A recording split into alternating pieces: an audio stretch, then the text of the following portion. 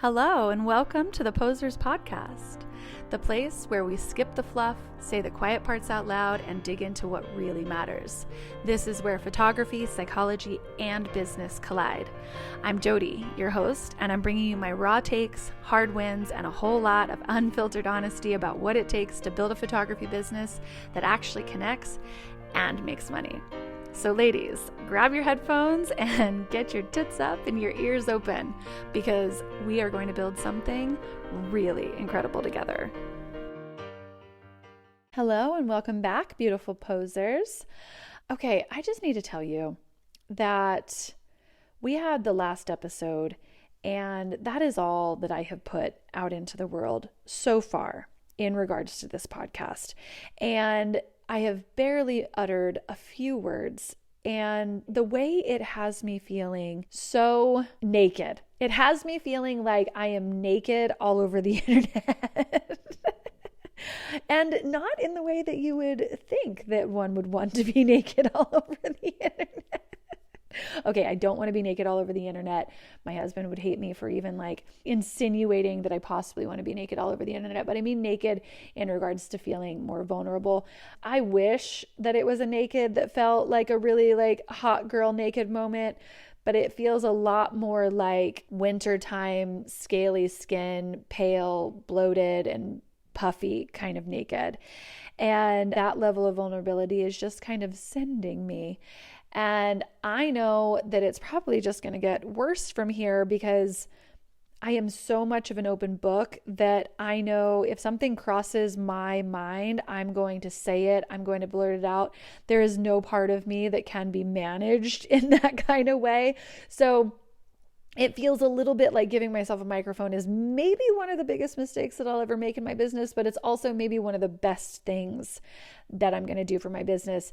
I feel a little bit like I am a season one housewife. If you follow anything of the housewife franchises, you know that a season one housewife is so ready to come in and be the drama and have the storyline and, stir shit up and do all of that just so that they get asked back for season 2. That's a little bit what I feel like right now. I'm very raw, very unrefined. Little sidebar, if you follow me on Instagram, then you know that I am a connoisseur of reality TV. I'm legitimately the sommelier of reality TV. I am just lapping up every single episode that they can pour out for me. And at some point, I really do feel like I will let you in on that side of my world. I will show you how much of a bed-rotting human I can really be. But I also feel like in these first episodes, it's almost like we're on a first date. We're at the very beginning stages of our relationship. I'm still wearing cute panties and getting waxed before we meet each other, just on the off chance that maybe we get to second base. What am I talking about? But yeah, I feel like we're still getting to know each other. I'm still wanting to put my best foot forward. So let us get to the point that we're in sweats, ordering takeout, binging 4 old episodes of, Summer House or something like that. Summer House is my favorite. And then we'll get into the really good gossip of what's actually going on in my head. Especially because right now, you guys, we're just wrapped up on the Real Housewives of New York season. And I have so much to say. But okay, I stuck a little toe into the idea of showing you who I am. But I don't know that our relationship is ready just yet. We need to keep on dating a little bit more. What am I talking about? Who knows? Let me get back to the notes of what we're actually supposed to be on topic with today. As I mentioned, I say almost anything and everything that goes on in my brain. And I've been that way since I was a little girl. So how do I explain to you who I was as a child?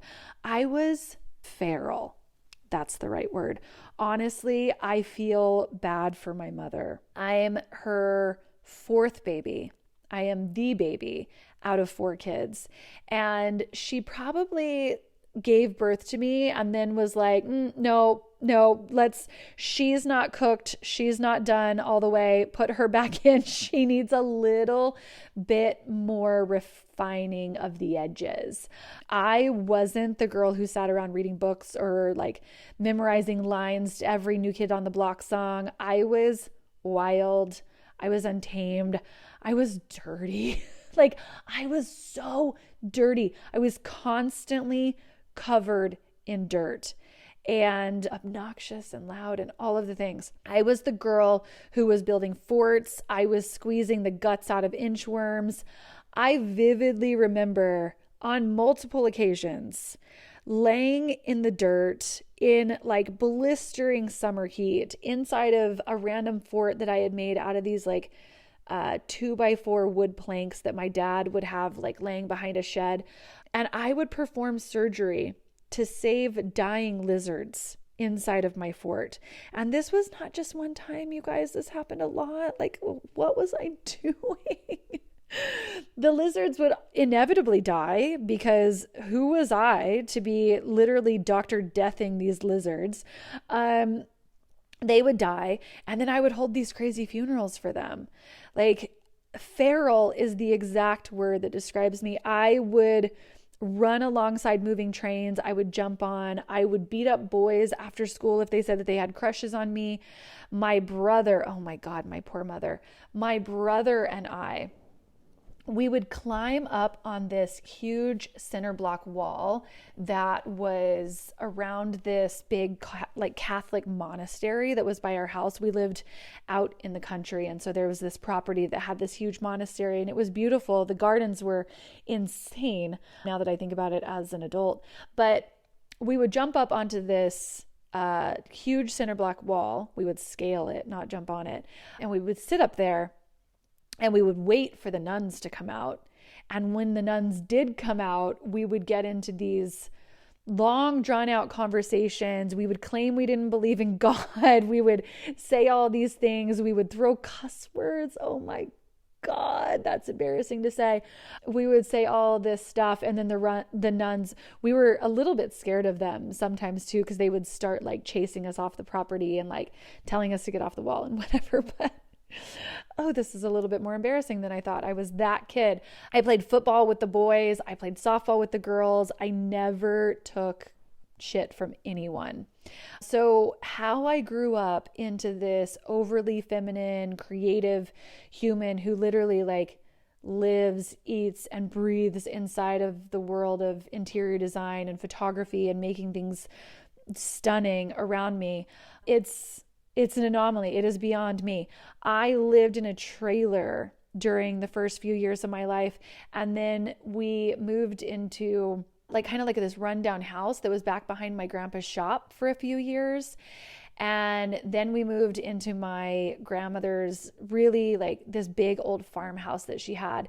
I think I was around 8 whenever we moved in there, but we lived with her until my parents were very, very young whenever they had us. I was their 4th baby, and my parents were 22 whenever they had me, which I cannot even fathom at this point in my life because I'm 43 and I can barely manage raising children. But my parents were really young, so we lived with my grandmother until they got like a little bit more of their like financial footing underneath them, and then my grandmother moved out down the street. Okay, but all this to say, how does this like dirt poor, mangy girl from New Mexico end up creating a multi-6-figure business that's based solely on making things pretty is wild. But I honestly and truly believe that scrappy little girl inside of me, even though you don't see her anymore on the outside, she's still there. And really and truly, she's the reason that I have built my business to what it is today. So when I first started building my business, I would hear from other educators all the time to think about 3 words that I wanted to represent my brand. Now, keep in mind, this is 2008, 2009, 2010, right? And I was just devouring everything that I could about building a photography business. And even back then, intuitively, like I kind of hated this exercise because back then, the term branding really only meant like, what does your website look like? What are the colors of your website going to be? What are the fonts that you're going to use? Like, it didn't really talk about branding the way that we talk about branding now and how foundational it is to your business. So back then, I really hated the exercise because it always felt so superficial to me. It felt like, I don't know, it felt like I was choosing the toppings that I wanted on like an ice cream sundae. And it felt like those toppings were just like what was going to make the ice cream sundae like look like it would taste good, look like it would be enticing. But intuitively, I kind of knew that it wasn't those things that they were talking about with branding that was going to make my business last. It was the ice cream. The ice cream is what was going to last in the whole like ice cream sundae analogy, right? But I mean, if we know now, or if we knew then what we know now, we know that that is still branding. The ice cream, like everything, the foundation to everything that you're putting into your business, it is the branding. Back then though, instead of choosing those 3 words that were going to represent my brand, I knew that I wanted to have more like foundational words. I knew that I wanted to weave this idea of how I was going to make my clients feel throughout all of their touch points in my business. And then I decided on 3 words that would really be integral to the how of running my business, when those branding words that they were talking about defining, that really felt like the what, and I wanted to focus on the integrity of what would lie inside of my business. So I've always had, since way back then, these 3 guiding words that I felt like I've always made decisions by. These guiding words being authority, grace, and audacity. Those were the 3 things that always stood out to me. And I knew I wanted to lead inside of my business with grace for myself and grace for my clients and grace for my work and grace for what I was building and what I knew I wanted to be creating. And that I knew that in order to do that, I needed to have the authority within my industry. I knew that I needed to be a place of authority for my clients to see and for my clients to trust me to be sort of like choreographing their wedding days and choreographing their photo shoots and creating for them in that kind of way. So grace and authority were 2 really big pillars within my business, but the biggest word is audacity. And that's the one that I want to talk to you about today. Having the audacity to make really bold, really hard decisions that take gumption and grit. Grace and authority have very much so been something that I lead by, but audacity is really the one pillar that has led to growth in my business. So I started my business in 2008. And I have the lamest of all lame stories. And I feel like so many photographers have this same exact story. So I'm so sorry if it offends you that I say that it is basic and it is lame. But that's really only because I live in this place where I'm like I said before, I'm like in love with the theatrics. I'm in love with the drama of reality TV. I wish so bad that I had this moment. I want my mother to have like given birth to me and that I came out of the womb being like, ah, like that I'm just this prodigy. Hand this baby a camera. Could you imagine? Or I wish that I had like, I don't know, this was back in like 2005, 2006, 2000, whatever. I wish that I had had this like, you know, this secret Tumblr account in 2005. And it was just this gorgeous curation of all of these wonderful images that I had taken. And I wish that some big name Hollywood someone or other had like discovered this Tumblr and I just skyrocketed into this is me, this is my brain. I wish that I had this crazy story where I'm like, oh my God, you know, photography has always been meant for me. But no, I have a very lame story where I gave birth to my son in 2007. We took him to go do newborn photos and we hired this photographer. We paid her $250, which $250 at the time for a photo shoot, I was like, oh my God, we have spent so much money on this. I cannot believe we're doing this. This is such a huge investment, but we have to do these newborn photos, right? And we showed up, and the photographer was running this little studio literally off of her kitchen table. And of course, me being me, I kind of like looked around the room and I took note of like an off-camera flash that she had and, the setup on the table and whatever. And I was like, I could do this. I could do this. So we left that photo shoot and I told my then husband, I was like, you know what? I could do that. Like if I purchased a nice camera, I could very easily learn how to use it and we would never have to spend that $250 again.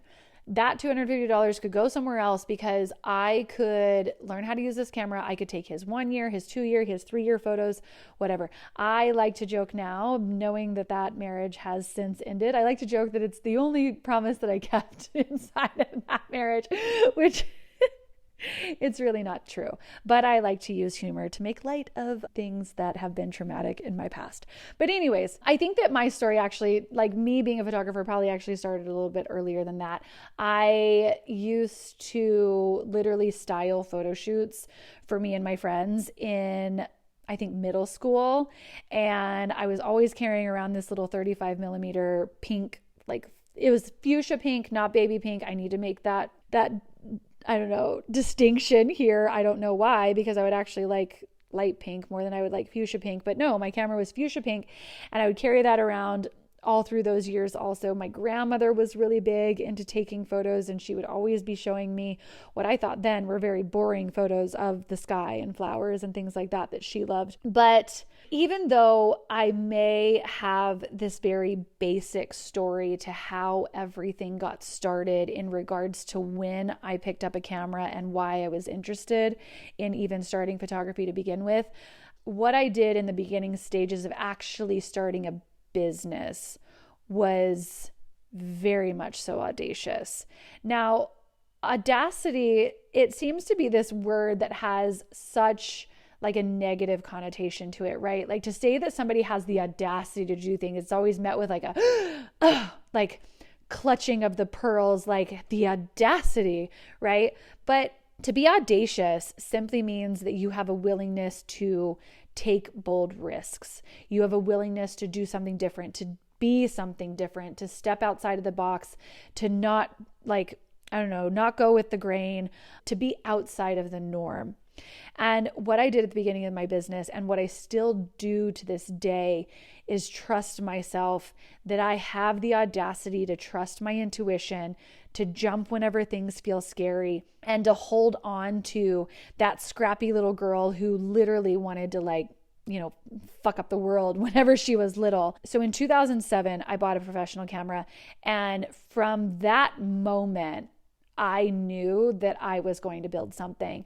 I already had an LLC formed by early 2008 because I just knew that I had the potential to be starting something really great. I screwed around with practicing, of course, on my son, practicing on my friends' kids, practicing on all of those things. But what I really salivated for was wedding photography. And I would scour photography blogs until my eyes bled. And it was like 2:00 in the morning, my new baby was waking up for like middle of the night feedings and I was still sitting in front of the computer. I craved and consumed content from the leaders in the wedding photography community. I studied composition. I studied posing. I forced my friends into like fake engagement photo shoots so that I could practice. So whenever 2010 hit, I had a shot at booking my very first wedding. And when I had that shot, when it was presented to me, I will tell you, I swung for the fucking fences. I was brand new. I had zero portfolio except all of these fake styled shoots that I had been designing and photographing. And yet I still set my price for this very first wedding at the top of my market. Keep in mind whenever I tell you this number, it was 2010 and I was just starting out and wedding photography had not taken off the way that it is now. And I booked my very first wedding, which was a destination wedding in Lake Tahoe, nonetheless. And I booked it at $3,000 when $2,500 was the average for my market. So I popped off to Lake Tahoe. I shot the wedding. I did a great job. The client was really happy. And immediately I came home, and the very next wedding that I booked was at $4,000. And I never looked back from that. I was charging almost double of what the average in my market was. But I didn't do this just because I was cocky or just because I thought like, I'm so good at what I do. I'm such an incredible photographer. Like, I did not think of it that way. I just knew that my work was good. I knew that my work had value, and I refused to play small by jumping in at the jumping in the shallow end where everybody told me that I should have been jumping in. I knew that what I was doing was going to be really great. And so I refused to play small just because that was what the industry standard told me that I was supposed to do. And I will tell you that having the audacity to do that, it really paid off because it immediately put me into the ball game. I was never thought of by my industry and my market and other vendors that were working here. I was never thought of as a newbie. And I immediately gained that other pillar in my business, that authority pillar, and my business continued to grow. My prices continued to rise. My work got better. I honed my posing method. I created incredible experiences for my clients while they were on the photo shoots with me. My clients loved me. They loved how I made them feel. And more than anything, more importantly, they loved their images. So throughout this entire process of building my business, I chose to beat to my own drum.